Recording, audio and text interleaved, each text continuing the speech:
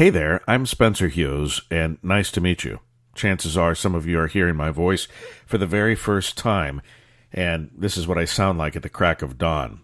I start podcasting before the sun comes up by a few hours. I usually get up around 5 o'clock to start podcasting every morning for my many subscribers on Patreon. But you're being treated today because I felt like doing it to this free podcast. That's right. Once in a while, I put up free content for you to check me out and check out the topics. And by the way, I was a radio guy, and I still am, really, for 3 decades. Most of that time focused on kind of conflict-oriented talk radio. I didn't really know I was involved in it so much as I was, but it was generally about conflict. And my view is better than your view, and this is why your view is wrong and why mine is right. And it went both ways with the listeners and the guests and with yours truly as well. And I experienced burnout. I mean, after 3 decades of doing that, it got tiring on my heart and on my soul and on my psyche, and I just burned out. And just about a month or so ago, I decided to totally change direction with this podcast, which I've been doing for over a year now, which was very, very similar to my content on the radio all those years. I decided to change the focus to positivity because I realized just how much we need positive news and how hard it is to get. I spend now easily 4 or 5 times more hours in a week prepping for these stories because they're just not that easy to find. It's not easy to find stories of positivity. I call it Hughes from the Heart now, the Spencer Hughes Positivity Podcast, and I hope you will join it for as little as 3 pennies a day. Will you do that? You're getting a free podcast here. This is the kind of content you'll get. This is the kind of stuff you'll get for as little as 3 cents a day. Think about that. You get about 10, 12 minutes of my time on average for 3 pennies a day. And then if you want to pay more, you get more. There's tiers from $1 to $100 and everything in between. So please check it out at patreon.com/Spencer Hughes. This survey has me a little bit concerned. I know I try to focus on the positive aspects of life, but this one has me a little bit concerned because I think we've all been this person at one point or another. A new survey is out and finds that nearly 1 in 4 people grab their cell phones less than a minute after awakening each morning. Boy, we're addicted or what? It's amazing. Some of us fall asleep with our cell phones in our hands, especially teenagers. They fall asleep texting and tweeting and Snapchatting, and they wake up with the phone in their hand. And they never let go of it. Most people, well, I won't say most people, but a lot of people never let go of that phone the entire day. They wake up with it. 1 in 4 will check their phone less than a minute after waking up, and then they never let go. They never let go. Even when it's in your pocket, you're holding on to it. I call it the new pacifier. I call it the new security blanket, and I really think it is. I think it's the new crack because it's all of those things. We know that cell phones shoot dopamine into our brains. We know that it taps into the same parts of the brain as when people use cocaine. Okay, I'm not comparing the two. I'm not saying that it's as dangerous as snorting cocaine, but I'm telling you, it affects the same parts of the brain in similar ways. We basically get these little highs all day long from checking our tweets and seeing how many people liked our pictures and how many people liked our Instagram today and all this other stuff. It's like a shot of dopamine into the brain because that's exactly what it is. It is a shot of dopamine into the brain. Hundreds of times a day. People are obsessive about their phones. How long does it take for you, be honest, after you wake up, before you pick up your smartphone? Start scrolling through Twitter, checking your texts, your notifications, all the stuff you have going on in the day. No wonder people are losing their minds. We are so glued to these things. And what makes me sad is that I have 6 children, and maybe a couple of them remember the days before this was happening. But then they got right into this technology because it came about as they were young, when they were young. And it makes me sad because my wife, Sarah, and I remember what it was like to pick up a book, for God's sakes. Kids don't read books anymore. They just don't.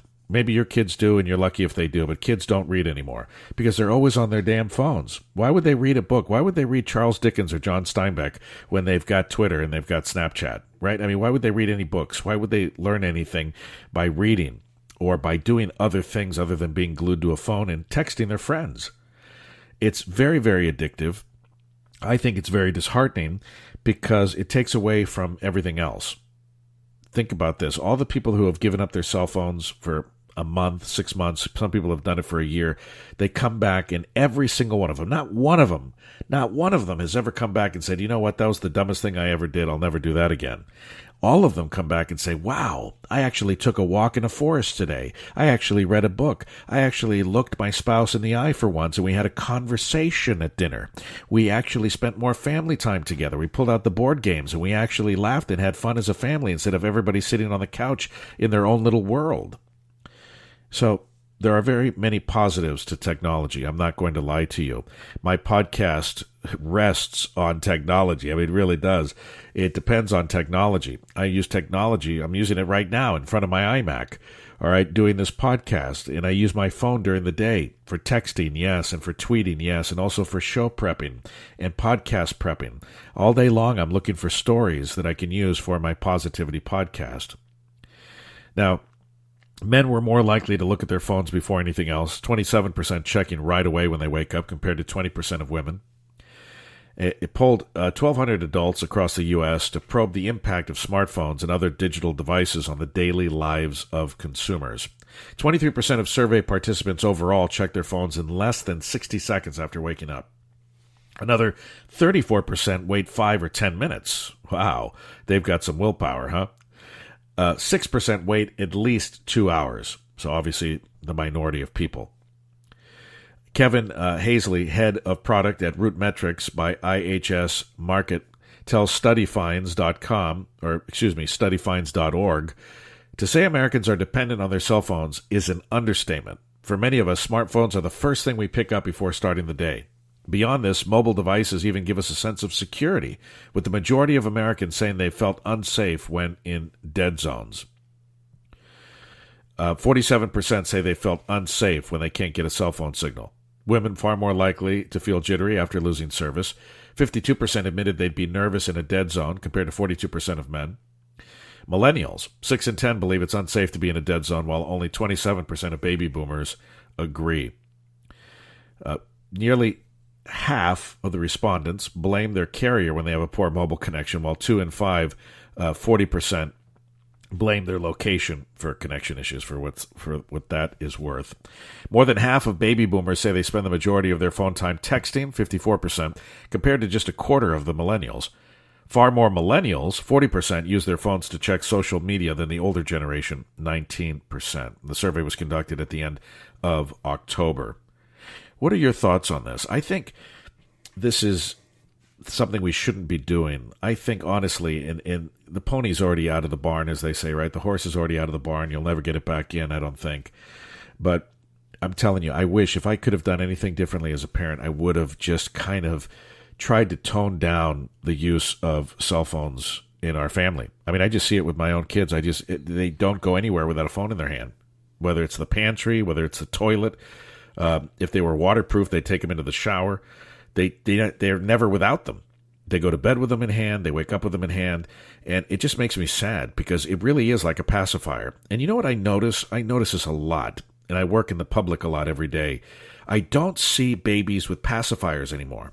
And you might say, well, that's good. It's good for their teeth and the health of their teeth. Usually sucking on a pacifier isn't necessarily good for a baby's tooth development and stuff. So I guess that's a positive. But do you notice that too, or is it just me? At airports, at Target, Walmart, I'm everywhere where there's babies. I don't see babies sucking on pacifiers anymore. It used to be when the baby cried, the parents were frantic trying to find that pacifier or try to find that formula or try to find the breast milk and to stick it in the baby's mouth as quickly as possible. Now what do? They hand the baby their cell phone. They hand the baby their cell phone so they can get hooked on Netflix at age 3 months. It's absolutely crazy. I mean, I think it's almost borderline psychotic when parents do this. It's like you can't go into Home Depot. What, your kid might whimper? Your kid might cry? Hey, welcome to parenthood. It's normal for a kid to cry in a store. They're bored out of their minds. They have to pee. They have to poop. They got to do something. But, man, handing them a cell phone at 3, 4, 6 months old, just propping it up, even when they can't even hold their neck up. I've seen parents. I'm not talking about kids even holding the phones by themselves. But one thing that astonishes me is when the kids actually do hold the cell phones themselves. I've seen kids that they haven't uttered their first word yet, and they know how to swipe. They know how to swipe. They know how to use the parent's cell phone better than they do, and they're 8 months old. It's really, really alarming, I think. So how does this fit into a positivity podcast? I think what we can do to add to the positivity is for all of us to put our goddamn phones down for a few minutes. Put them down for a few hours a day and just be in the moment. Cell phones and mindfulness do not go together. They do not go together. There's a reason why we are losing our attention spans. It's because we have our phones in front of these freaking screens 24/7. If it's not a phone, it's a tablet. If it's not a tablet, it's a television set. We have them in our cars. We have them in our bathrooms. We have them in our kitchens. We have refrigerators now that have screens on them because we can't make a freaking meal with our family without being away from a screen. Refrigerators have television sets built into them now. They have televisions. You could stream movies and Netflix and television right as you're cooking. What, you can't be away from the TV for half an hour? I don't understand it. I don't think this is good for humanity. I just don't. We've seen our attention spans decline. Goldfish now have longer attention spans than the average human being. That's a problem, my friends. But we could stay positive about it and realize that we are being owned by technology. That's the key. If we realize that it's not us owning our technology, it's the other way around. The technology is owning us, and we've allowed it. And if we've allowed it, we can disallow it. If we've created this, we can stop it as well. So just chill out. Take a walk in the woods. Spend some time with the family. Everybody doesn't have to be on their cell phones 24 hours a day. I've tried to reduce my time as well. And there's something to be said about just being disconnected. Just being disconnected.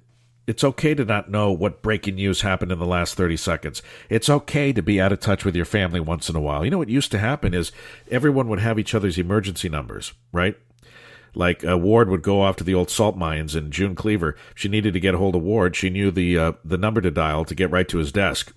That's how life used to be. Young people don't realize that. We weren't always connected to each other 24/7. It's okay to be disconnected. And another thing that I want to end with here is we've basically killed boredom. We're killing boredom. And I think that's a terrible thing. And I know that may sound kind of counterintuitive, but I think it's terrible to kill boredom because it's in our moments of boredom that creativity sparks, that we get that idea when we're sitting there bored out of our minds reading a Time magazine from 1975 in the doctor's office, that's where we say, oh, you know what? This is what I want to get done later. That's right. Here's the answer to my problems. Here's the solution I've been trying to come up with. You're not going to come up with that solution while fixated on Twitter or Snapchat. You're just not. All these moments that could be moments of revelations and moments of discovery and moments of invention will never take place because we are too afraid to put our phones down and let our minds wander. And yes, let ourselves be affected by boredom. Boredom is a wonderful thing. Boredom leads you to think.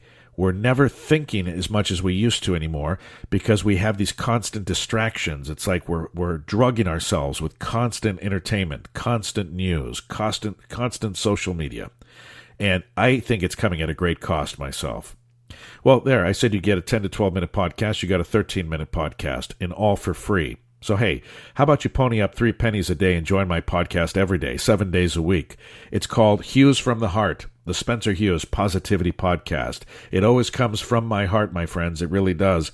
All of these topics, they're about good people doing good things in a good world. They're about lifestyle stories. They're about health and wellness. They're about the law of attraction, some metaphysics and spirituality put in there as well, and even some paranormal topics, which I love to discuss. So please join me. Patreon.com/Spencer Hughes. 3 cents a day, my friends. That's all I ask. Thanks a lot.